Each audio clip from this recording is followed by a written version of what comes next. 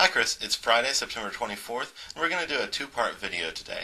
We're going to start off with a part that's focused on kind of updates and what's going on, and then we'll get into the discussion that you and I have been having. So part one, updates. Getting close to time for the wedding and traveling across the country. Becky and I are looking forward to that. We're kind of saving time off from work. We have this way that we can work a few extra hours here and there and then apply that as vacation later. So we've been doing that gradually over the past few weeks and months, and we're getting ready to have that pay off and help us out in our trip back to see all you people there in Tulsa. So that's cool. Second thing that's been happening is that I actually got a job change, and that it's weird because they don't call it a promotion in where I work, but instead it's just I've gotten a new position, which may seem like the same thing, but it's different. I don't get any different pay or anything, but I have more responsibilities. So for whatever that's worth, I'm now the team lead of both my project, which I was lead on before, but whatever, and another project that's actually a bigger project. So more responsibility, more things that I get to say that I'm responsible for and have done, more accomplishments, I guess. So that's kind of cool. I'm also getting involved in some hiring decisions and interviewing people and whatnot, and that's kind of fun too. But it gets me some on the books real management experience, and that's a good thing for sure. Another development on the work front is they had a ceremony. I don't know how much I've talked about it, but I was in a 3-year program that was kind of you tour around in different places within the company, within the organization, and it was a good program. But apparently they deem finishing this 3 years as something that requires a graduation ceremony. Which seems kind of strange to me because I just felt like it was my job. That's what I did. But at the conclusion of it, they had a graduation ceremony, and at this ceremony, they have everyone that has completed the program come up on stage, and they go through a little bio about you, and then give you a little certificate.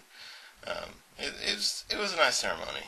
But the really fun part was that in my bio, I don't remember all of it. It talked about a bunch of different things, but the final line was, and outside of work, Jeffrey participates in a fitness training program known as CrossFit that seeks to combine weightlifting with aspects of gymnastics. And then the guy that's introducing me tried to make a joke and was like, and he'll now do a live demonstration.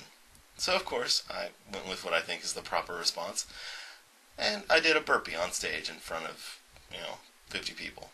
So that was fun and entertaining. So part two, our discussion. You mentioned in your video you were really focused on the idea of helping you versus hindering you, and that being kind of the basis behind the way you decided your morality and your ethics and what you would deem a good action or a bad action, something you would do or wouldn't do. My question for you is, how do you define the scope? Because there can definitely be something that's going to help you personally that will hurt the next level, right? So, and I know you mentioned goals in your video, but that I think you have to go beyond that. So you can have something, because you have to look at the next level, right? And you talked about different levels. So there's the immediate you individual, and then there's the family, and then there's the next level. It's probably your neighborhood. And then you go up to town or community, and then metropolitan area, right? So all of the Tulsa, Jinx, Broken Arrow, Bigsby area. And then you move into states, nations, larger, you can get to a global scale. And I know that a lot of times, actions you take on an individual level can't really impact the world necessarily. So that's a fair statement to say that they don't have an impact and that doesn't enter in. But you can also, take actions that will have an impact on, at least one level deeper, if not more. And I think that, that's kind of the flaw in your model, or at least in the way that I understand it from your video, because you can take an action that helps your immediate level and doesn't necessarily do anything bad with your goals, but hinders the next level, right? So something that helps your family could hinder your neighborhood or your community.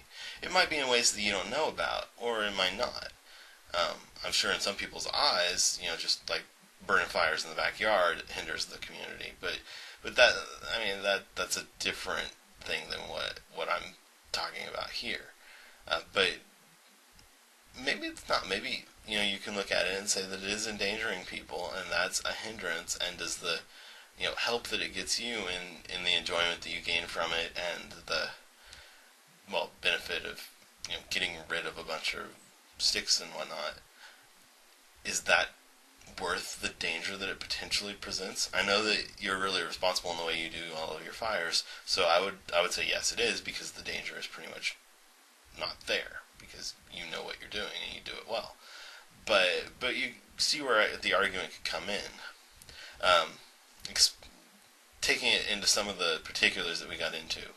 So you said that stealing in pirating isn't really stealing from anyone, because it's just copying an idea, and you haven't stolen from anyone because they still have whatever it is that you, quote, stole. But that's not really true, because what you've stolen then is you've stolen the money that would allow them to live their lives based on the product that they've produced that you're clearly valuing and using. So for instance, with Grindr, I went with the cable route talking on your stuff before, but with Grindr School, where we have the poker videos that we market, if someone were to get those for free, that is hindering us substantially, because we're no longer making any income, and ultimately that's also going to hinder everyone else that's interested in the video, or in the videos, and improving their poker game, because eventually, like, if enough people do it, we're not able to even provide that service. And it's kind of ridiculous that you have to even worry about fighting to be able to provide a service to people that is undoubtedly valuable, but it happens. And so, by a few people pirating stuff, in the end, it can end up hindering lots of people. It can hinder myself and my staff at Grindr School. It can hinder the other people who are trying to improve their games, and it ends up hindering the person who pirated the stuff to begin with, because they stopped getting good strategic content from the poker videos. And I think you can expand this to kind of apply to other media that could be pirated as well. Maybe not to music, maybe not as much to music, but to some extent you could too, because you could be hindering people from getting the music that they enjoy. That's why I take the same stance with music as I do that I talked about with the other examples I gave, where I may download it. If given the opportunity, I'll definitely download something before I purchase the album. But if I'm going to enjoy it, if I'm going to listen to it more than a couple times, I will go and purchase the album, just because I want those albums to keep existing, to keep coming out. You talked about, again, going back to your video, you talked about rules, and how rules that hindered you, that didn't help anyone, were rules that you thought were stupid and could just be discarded. And I know I'm just kind of harping on all the things I disagree on. There's a lot of your video that I agree with, and that's why I'm kind of picking apart the finer points, because I think that those finer details are the parts that are more questionable, the parts that we can really get into a meaty discussion about. I think that a lot of the stuff that I'm not talking about, I agree with completely, and think that you're right, and just saying, yes, I agree with this, I agree with that, isn't, much of a discussion. So, the other part, the rules that could potentially hinder you and not help anyone. What if they're helping someone in some way that you don't know about, that's on a different level, or on the same level, on par with you, but not in your immediate view? So, an example we can give here is what we were just talking about with the piracy and the digital media. there are people there that are affected, even if it seems like you're not stealing from anyone, because the product is still right there. The product is there, but the people who rely on it are being hindered.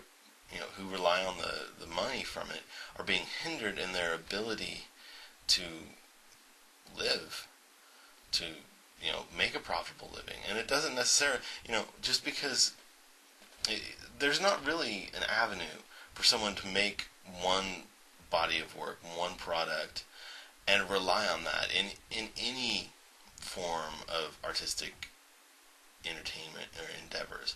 Right? That's why movie stars keep coming out with movies. Okay, so movie stars usually get wealthy enough after a few really big movies that they could just kind of say, okay, we're done. But the royalties are trivial compared to the proceeds from one, when the product actually comes out. The same is true of music. The same is true of books. It's not a matter of, you just produce one thing and you're done. You have to keep producing. Well, so if the stuff that is being produced now isn't providing income, then you don't have the ability to stick with it and produce the next thing.